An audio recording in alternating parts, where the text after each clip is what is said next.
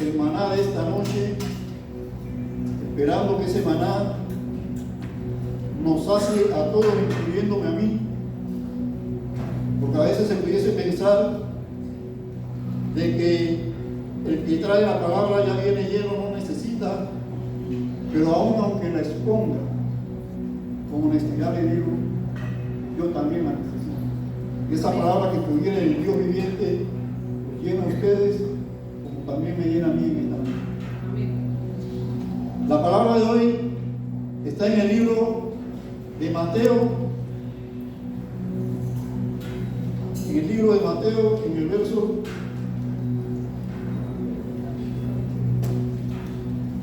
libro de Mateo capítulo 5, versos 13 y 14.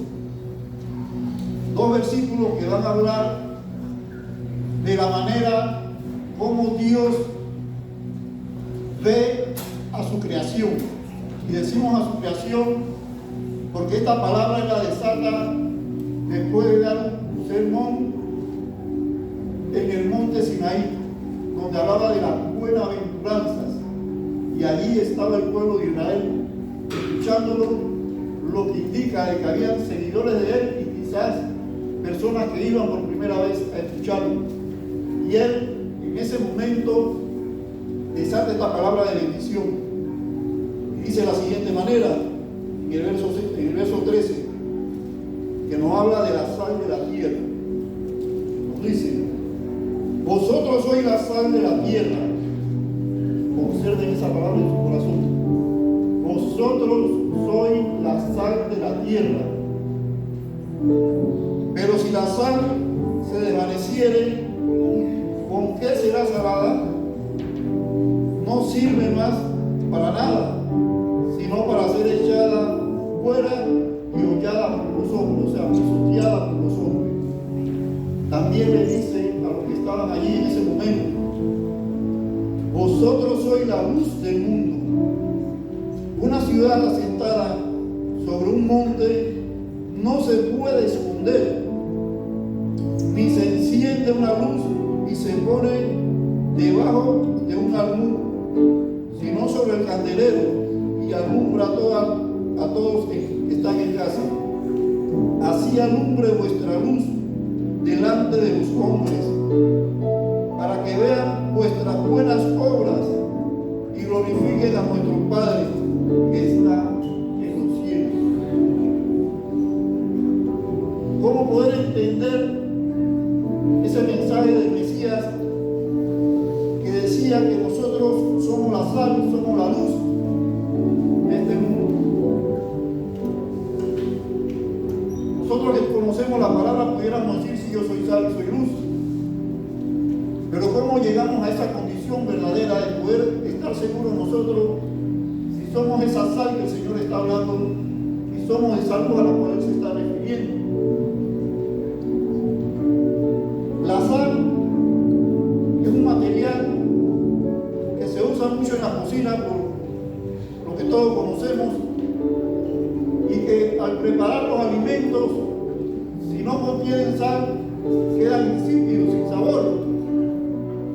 Lo vamos a comer, así es tan simple, porque necesitamos alimentarlo. Pero si lo comemos sazonado con ese toque de la sal, si lo comemos insípido, quizás lo comamos una sola vez, aunque quedemos con hambre. Pero si está bien sazonado, lo vamos a comer y es probable que nos vamos a repetir nuevamente.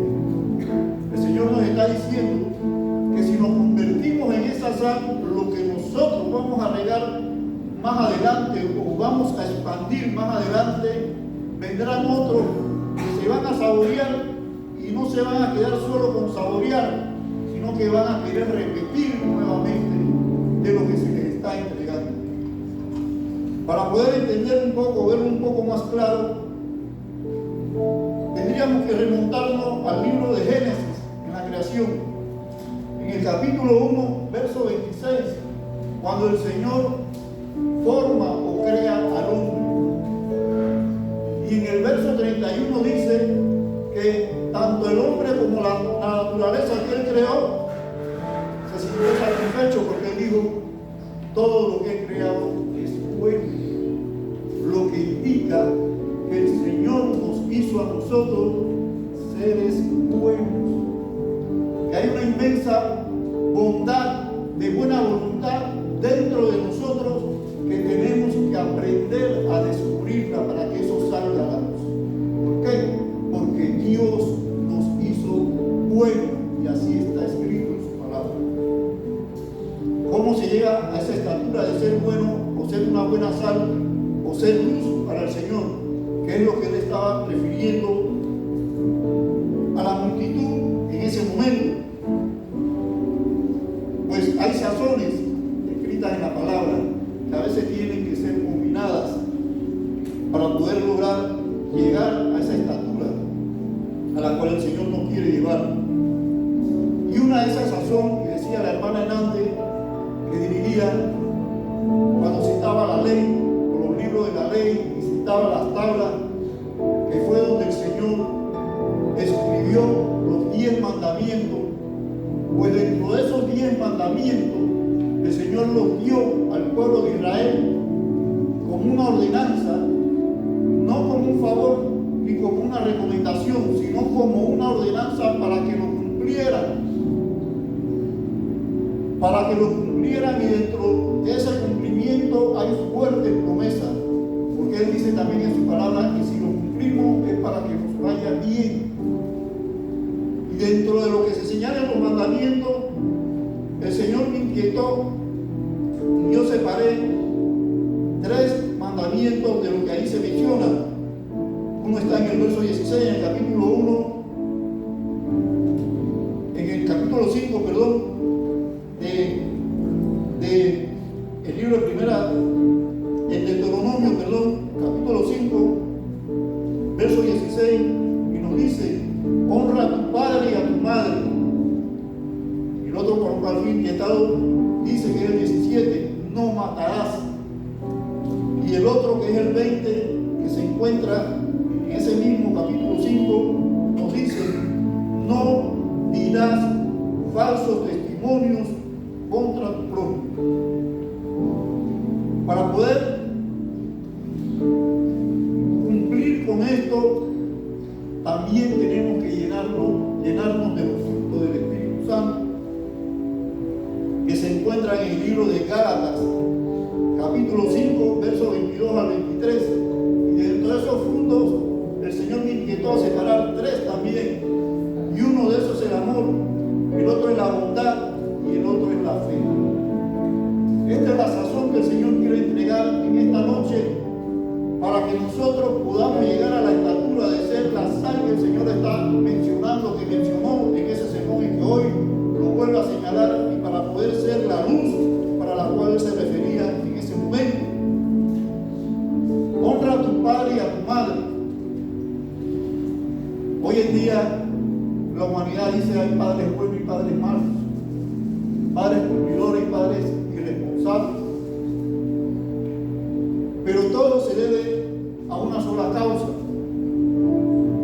que no nos hemos alimentado y no hemos hecho nuestros los frutos del Espíritu Santo. ¿Cómo podemos honrar a nuestros padres? Gloria a Dios por los que nos tienen vivos todavía. Porque aquellos que ya han partido quisiéramos sacarlos de la tumba, y hoy en día que hemos sido convertidos, poder demostrar un amor mucho más profundo del que les pudimos dar cuando estaban vivos. ¿Cómo podemos honrar? Lo podemos honrar haciendo nuestro el fruto del amor,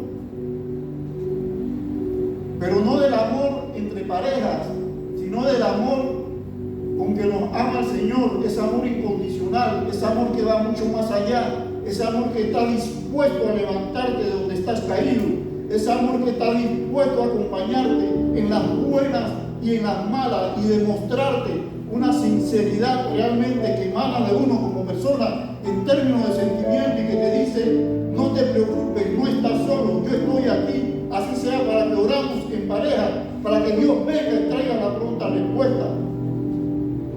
Para poder honrar a nuestros padres tenemos que estar llenos de amor, que es lo que nos va a permitir ver todo el esfuerzo que ellos hicieron, así como lo hicieron los míos cuando estaban vivos. cómo nuestra madre nos llevó en su vientre por 9 meses y después de dar a luz, cómo se preocupó por cuidarnos, por mantenernos, por vestirnos, por educarnos, y aún siendo grande, todavía por cuidarnos, y aún siendo ya, considerándonos nosotros que ya crecimos y que todo lo sabemos y que podemos hacer como queremos, aún en medio de eso, aunque ellos no nos digan nada, cómo se postran en oración pidiéndole al Señor por protección para sus hijos. Pero eso solo se hace por amor. La persona que tiene amor dentro de sí actúa de esa manera. Y eso es tanto para los padres, para los que somos padres, y tanto para los hijos, los que son hijos hoy en día. Entonces esa es parte de la sazón para poder llegar a la estatura de esa sal de la cual hablaba el Mesías en el Sermón del Monte. El otro mandamiento dice: no matarás. ¿Cómo podemos contener esa ira de no hacerle daño a nadie? Solamente a través del fruto de la bondad.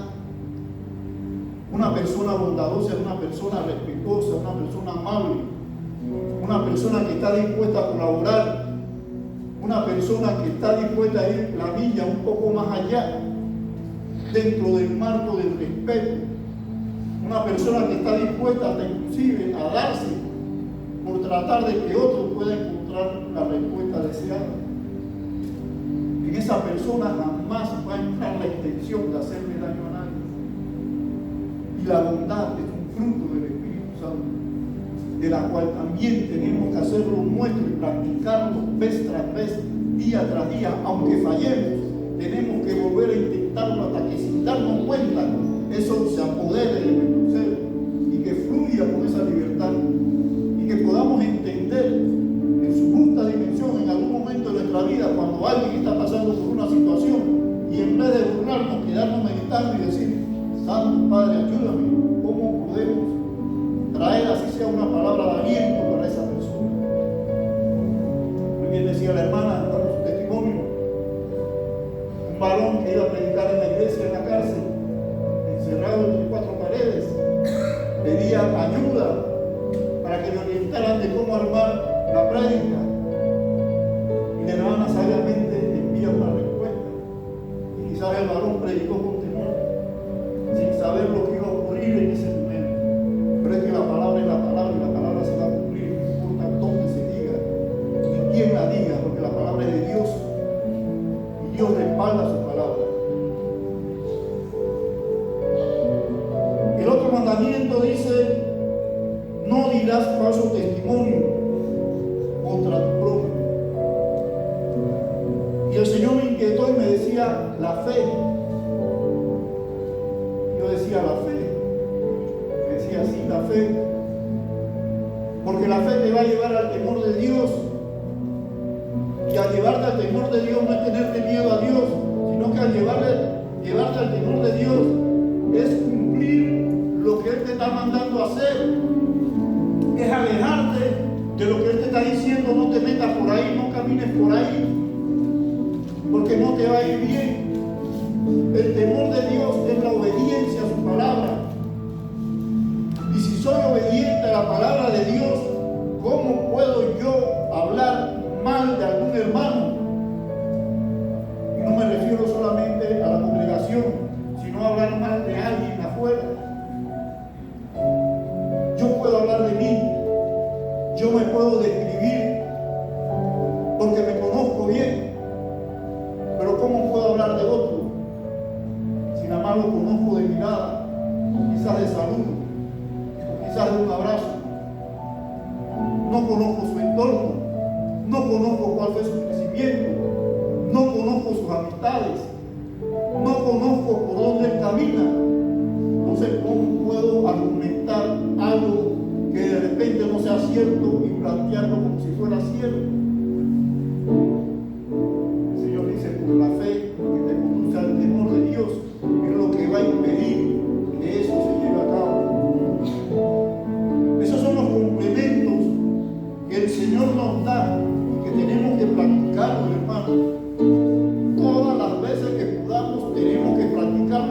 fallemos, no podemos rendirnos, porque va a llegar el momento en que el Espíritu Santo nos va a llenar de tal manera que eso va a fluir de una manera natural, como anhelamos.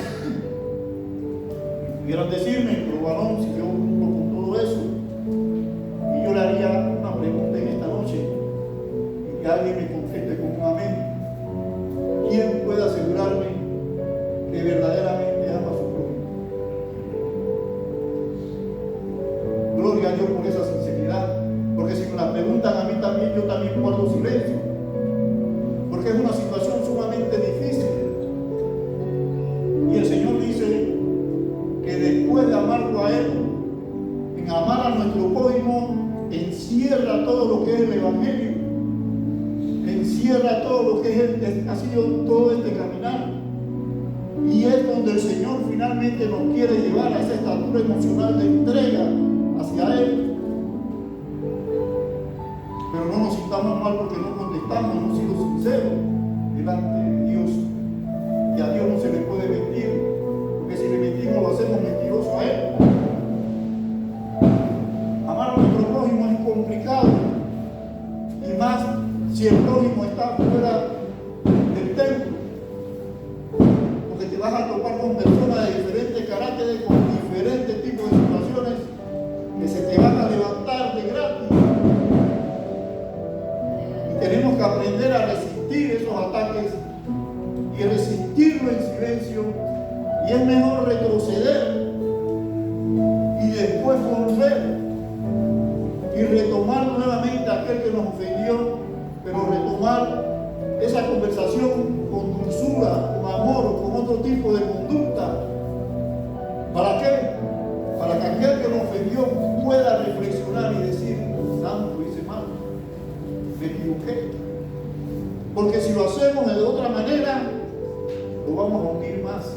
Él va a decir: tenía razón, sabía que tú eras así. Si el amor a nuestro prójimo es una condición, si se puede decir, de una situación que el Señor nos pone, pero es para ayudar a nuestro crecimiento espiritual. Y un fiel testigo de eso fue el apóstol Pablo, que aún desde la cárcel él escribía y mandaba mensajes correos y seguía edificando almas a través del encierro. A esa estatura debemos nosotros aspirar a llegar, para que la iglesia verdaderamente de hoy en día pueda sentirse fortalecida, pueda fortalecerse. Y cuando el Señor habla de la luz, que una ciudad montada en una montaña o cimentada en una montaña no se puede ocultar, porque desde lejos la vamos a ver precisamente por la altura. Así Dios quiere que la luz que nosotros emanamos la vean a la distancia, y que eso provoque que alguien se acerque y empecemos nosotros verdaderamente a evangelizarlo, a darle palabra de Dios. Y hay muchas maneras de dar la palabra. A veces creemos que es citando versículos bíblicos, a veces no hay que citarlo. Pero si hay alguien que te llega atribulado, tú le puedes decir: oye, mira, ok, y empiezas a conversar, y de repente le dices: hey, no te preocupes, agarra fuerza que Cristo te ama. Ahí va soltando muy sutilmente, y eso va quedando, eso va siendo asimilado. Y cuando el Señor nos dice que tenemos o debemos de ser luz, y lo dijo en el Sermón del Monte, si nos vamos a Juan, capítulo 18, verso 12, capítulo 8, verso 12, perdón, él hace una declaración y una confirmación, y él dice: otra vez Jesús les habló diciendo: yo soy la luz del mundo, la luz del mundo. El que me sigue no andará en tinieblas, sino que tendrá la luz de la vida. Esa es la luz que nosotros anhelamos poder alcanzar y mantenernos en ella, no solamente por tenerla, sino para que otros también puedan llegar a la misma estatura donde el Señor nos ha conducido a nosotros hoy en día. La Biblia habla en todos sus libros de Él. En el libro de Mateo nos dice que Él es el Rey. En el libro de Marcos nos dice que Él es el Salvador. En el libro de Lucas nos dice que Él es el hombre. En Juan que Él es el Dios. En Hechos que Él es el Espíritu Santo. En Romanos que Él es gracia. En 1 Tesalonicenses, en 2 Tesalonicenses nos dice los dones del Espíritu Santo. Aleluya, alabado sea el Señor. En Gálatas, en Efesios, en Filipenses, en Colosenses, nos dice que Él es el nuevo pacto. En 1 Tesalonicenses, en 2 Tesalonicenses, nos dice que Él es la esperanza. En 1 Timoteo, en 2 Timoteo, Él es el pastor, el predicador y el diácono. En Tito y en Filemón nos dice que Él es doctrina cristiana. Aleluya, alabado sea el Señor. En Hebreo nos dice que Él es el sumo sacerdote. En Santiago nos dice que Él es el sanador. En 1 de Pedro, en 2 de Pedro, la sangre preciosa. Aleluya, alabado sea el Señor. En 1 de Juan, en 2 de Juan, en 3 de Juan nos dice que Él es amor. En Judas, la fe original. En Apocalipsis, la visión de las 7 estrellas, los 7 sellos, las 7 trompetas, el libro sellado, el coro que dice aleluya, Él es el Rey de Reyes y Señor de Señores. Bendiciones, hermanos, que la paz del Señor sea con cada uno. Alabado sea su nombre. Bendito sea el nombre del Señor. Padre, te damos la gracia en esta noche por este mensaje que tú has traído, que quizás haya parecido corto, pero con una profundidad tremenda, Padre amado, que seguro ha calado en nuestros corazones. Padre, confesamos y nos ponemos a todo esto por testigo de que nosotros con nuestras propias fuerzas no vamos a poder, pero que si tu Espíritu Santo reina en nosotros, tú nos harás más que vencedores. Y te damos las gracias, Padre amado, por tu amor incondicional, porque tú nos amas, porque tú deseas que estemos bien, porque tú verdaderamente anhelas un pueblo que sea semejante a ti y que tú nos estás preparando día a día para poder llegar a esa estatura. Te damos las gracias, Padre amado, verdaderamente por lo que tú has hecho en esta noche y cómo te has movido. Gracias, amado Jesús, Padre amado. Gracias y te pedimos, Padre amado, de antemano, que sigas usando a todos los que han de pasar por este púlpito en este mes, dentro de la cual se realza con mayor fuerza tu nombre, tu existencia, tu muerte, tu resurrección y la esperanza de un reino, Padre amado, al cual anhelamos poder llegar. Padre, gracias una vez más. Gracias y que la paz del Señor sea con cada uno, hermano.